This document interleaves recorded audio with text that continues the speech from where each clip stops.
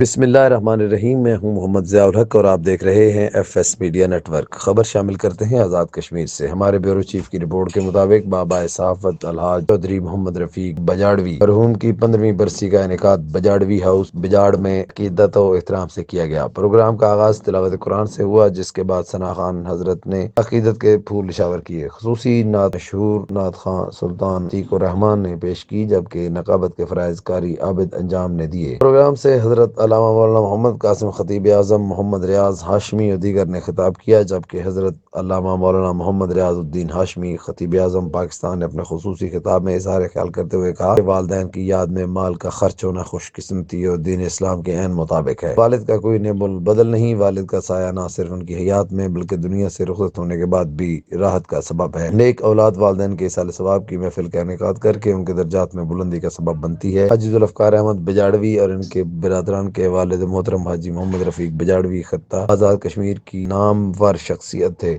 اچھے کاموں کا تذکرہ آج بھی جاری و ساری ہے۔ ان کی خدمات نہ صرف کنبے قبیلے بلکہ علاقہ کے لیے مشعل راہ ہیں۔ اللہ تعالیٰ مرحوم کے درجات بلند کرے۔ سالانہ برسی کی تقریب میں خاندان، قبیلہ، عزیز و اقارب، دوست احباب کے علاوہ ضلع بھر سے نمایاں شخصیات اور صحافتی شخصیات نے بھرپور شرکت کی۔ پروگرام کے آخر میں مرحوم کے حق میں خصوصی دعا اور مہمانوں کی تواضع کی گئی۔ سبسکرائب کیجیے F S Media Network اور دیکھتے رہیے تازہ ترین تبصرے اور خبریں۔